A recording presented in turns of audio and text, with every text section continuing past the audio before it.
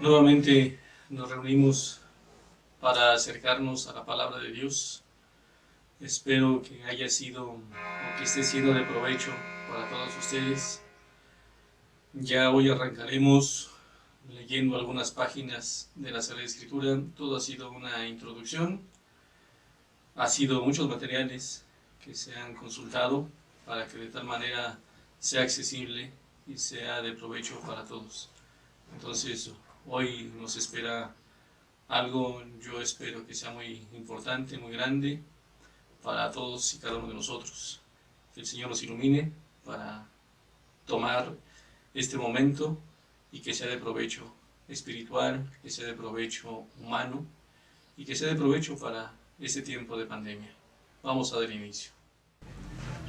Como en otros momentos, vamos a hacer nuestra oración para acercarnos a la palabra de Dios, porque como se ha dicho en las anteriores grabaciones, es el mismo espíritu que animó a los agiógrafos, el mismo espíritu que nos tiene que animar a nosotros para que la palabra llegue a nuestros corazones. Nos ponemos en una actitud orante y invocamos a la Santísima Trinidad. En el nombre del Padre, y del Hijo, y del Espíritu Santo. Amén. Hagamos pues la oración de San Agustín. Señor, te damos gracias porque nos reúnes una vez más en tu presencia. Señor, tú nos pones frente a tu palabra. Ayúdanos a acercarnos a ella con reverencia, con atención, con humildad. Envía tu Espíritu para que podamos acogerla con verdad, con sencillez, para que ella transforme nuestra vida. Que tu palabra penetre en nosotros como espada de dos filos. Que nuestro corazón esté abierto como el de María, Madre tuya y Madre nuestra. Y como en ella la palabra se hizo carne, también en nosotros esta palabra tuya se transforma en obras de vida según tu voluntad. Amén. En el nombre del Padre, y del Hijo, y del Espíritu Santo. Amén. En esta ocasión vamos a adentrarnos ya a algunos textos de la Sagrada Escritura. Ya nada más quedaría, quizá como introducción, considerar las varias versiones de la Biblia. En esta ocasión voy a tomar esta, que es Nácar Colunga, Sagrada Biblia. Ustedes tienen seguramente muchas versiones en sus bibliotecas. Esta la he tomado por las notas y por la introducción que tiene. Bien, ¿cómo acercarse a la palabra de Dios y cómo tener ese contacto? ¿Cómo es que inició la Sagrada Escritura? ¿Dónde nace? ¿Cómo nace? ¿Qué es lo que se pretende? Vamos a enfocarnos ahora en el Génesis, los primeros 10 capítulos, 10 y un poquito del 11. El ser humano es un ser que se pregunta sobre el sentido de su vida. Y al preguntarse sobre ese sentido, busca los orígenes, busca una explicación lógica, una explicación que satisfaga su espíritu. ¿En qué momento de la historia de la humanidad sucede esto? Cuando ya hay un poco de estabilidad. Después del capítulo 11 ya inicia la historia de Abraham, que como bien sabemos es el padre en la fe. Pero ¿qué hay antes de Abraham? Cuando empiezan por el siglo X antes de Cristo, empieza ya a ponerse por escrito la Sagrada Escritura con esta historia de la salvación que, repito, comienza con Abraham. Con Abraham ya se puede hablar de un pueblo. Desde la historia de la salvación se puede hablar ya porque hay un Dios, ya hay una persona, incluso ya hay un pueblo, ya empieza poco a poco a vislumbrarse. Pero ¿qué hay antes de Abraham? ¿Dónde hunde sus raíces? El autor sagrado después de ver la historia inmediata de Abraham, busca una explicación, cómo surge el primer hombre. Todos esos temas que nos cuestionan, y seguramente serán temas que seguirán cuestionando al resto de la humanidad. ¿Por qué el mal en el mundo? ¿Cómo es que nació el ser humano? ¿Qué es el ser humano? ¿De dónde viene? ¿A dónde va? ¿Cuál es su misión en este mundo? ¿Por qué está aquí?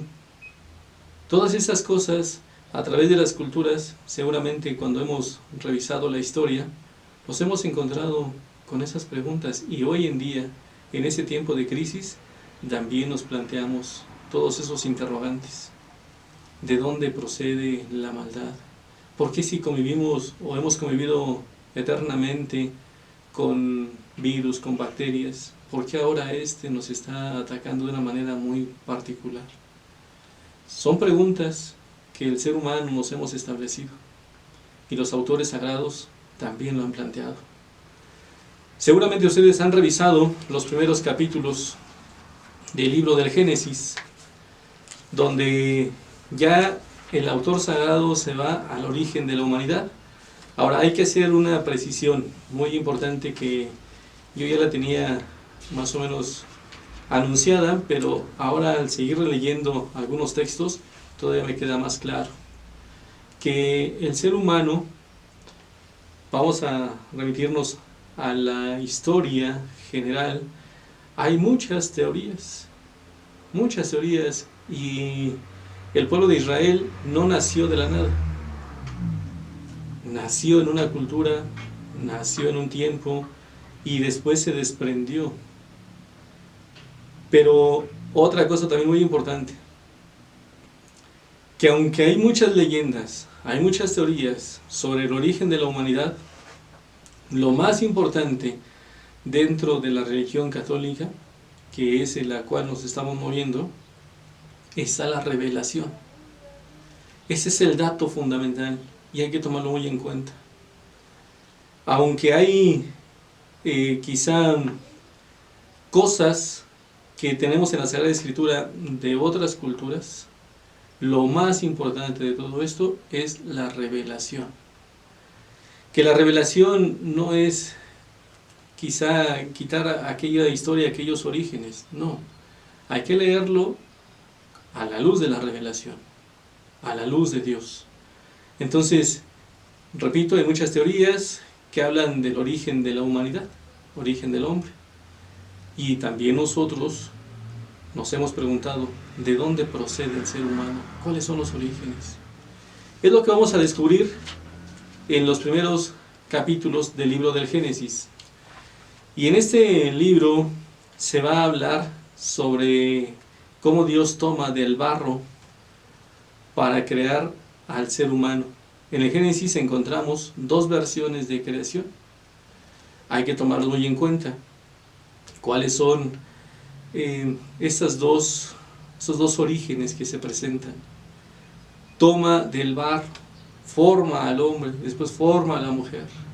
Hasta ahí todo está muy bien, porque ya había construido el Edén, el lugar de delicias. Según yo y según algunas cosas que he investigado, Edén significa lugar de delicias. Ahí está, donde pone Dios a su creación máxima, al ser humano. Lo pone porque ha preparado este espacio. Lo forma, lo modela con sus propias manos y le insufla el hálito de vida, su espíritu, el espíritu de Dios, y tiene vida. Hasta estos momentos, en los primeros capítulos del Génesis, vemos esta relación estrecha que existe del hombre con Dios y Dios con el hombre. Tenemos un pasaje que a mí me ha llamado la atención, y los que ya me conocen un poquito lo he citado en varios momentos, cómo Dios baja a la hora de la brisa a platicar con el hombre. Hay una relación muy estrecha, hay una relación de armonía. Pero ¿qué sucede? ¿Qué sucede? ¿Por qué, si tiene todo el hombre, si tiene todo lo que puede desear y anhelar, por qué entra el mal en el mundo? ¿Por qué a la mujer? ¿Por qué el tentador? ¿Por qué esa figura? son figuras literarias, no son figuras, digamos así, tal cual en el sentido literal la serpiente, son figuras literarias que hay que comprender. ¿Por qué la serpiente? ¿Por qué es a la mujer a quien muerde con ese veneno, le inyecta ese veneno? ¿Cuál es el veneno que le inyecta? ¿Cuáles son algunas interpretaciones que hemos escuchado? El veneno de la duda. Entierra los colmillos y pone el veneno de la duda. ¿Es cierto que Dios no les permite comer de todos los árboles? Empieza con esa duda. ¿Por qué la mujer? Hay una interpretación también muy fabulosa, porque la mujer es la base. La mujer en esa maternidad es quien puede guiar a una familia. Entonces, si el tentador domina a la mujer, domina a la familia. Porque en nuestra cultura, y seguramente, aunque las cosas han cambiado y que también hay que interpretarlas desde la justa razón, incluso desde la fe, no vamos a entrar en polémica aquí, que esa liberación femenina y todo eso, porque no son temas para este momento. Solamente ahí me llama la atención, y me ha llamado la atención durante mucho tiempo, ¿por qué la mujer? ¿Por qué no al hombre? Y la explicación que yo he encontrado y que ahora me satisface es porque la mujer es base de la familia, porque en su vientre se va gestando la vida. Entonces, si el tentador domina a la mujer, ya tiene dominada la vida. Pero ¿por qué acepta? Dice también en el libro de Génesis que el fruto es apetecible a los sentidos. Pero ¿por qué si tenía tantos árboles más, tantos frutos más, por qué precisamente ese que estaba en el centro?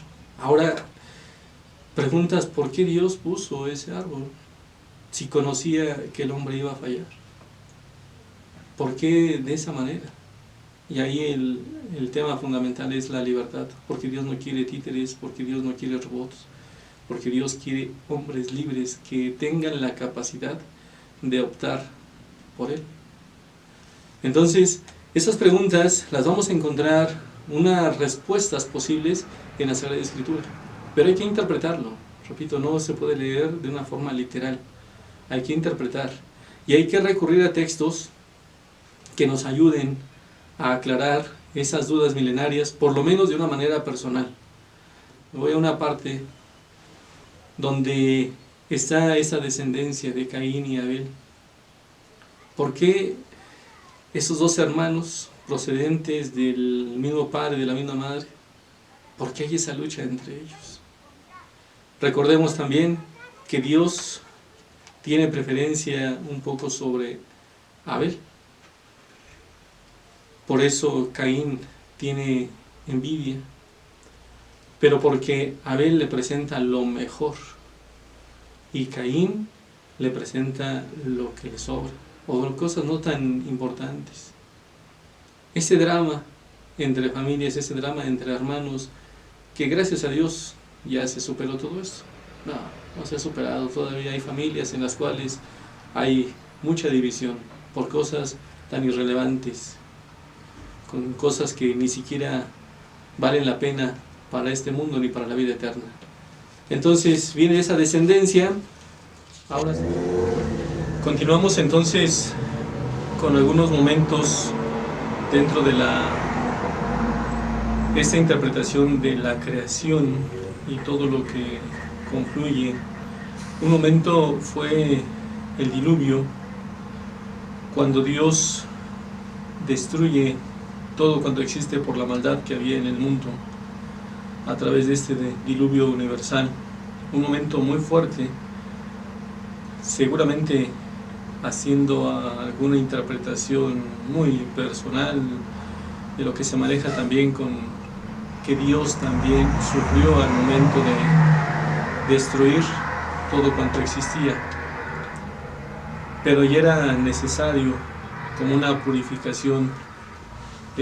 Hay varias interpretaciones en ese sentido.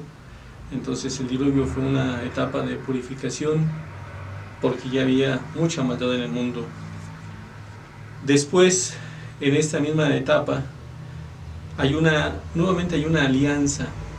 Dios es el que sale y quiere establecer esta alianza ahora con este gran personaje, con Noé, con todas estas imágenes que nos va presentando la Sagrada Escritura, el arca, la barca misma, como la vocación de Noé, cómo fue un momento crítico cuando Dios lo llama de una manera, cuando a lo mejor todas las cosas están resueltas, cuando la vida ya está hecha. Entonces llama a Noé para esta gran misión. Bien, podríamos dejar ahí las cosas en lo que tenemos en la Sagrada Escritura. Lo que se comentaba desde un principio, que todo esto es una interpretación. A partir de momentos ya de un poco de estabilidad, es cuando se empieza a redactar todos los acontecimientos. La historia propiamente, algunos han dicho que comienza con Abraham, pero sin embargo el ser humano se ha preguntado ¿y qué existía antes? Todas las interpretaciones que hay sobre la creación, sobre el mundo, sobre el ser humano, cómo es que llegamos aquí a habitar esa tierra.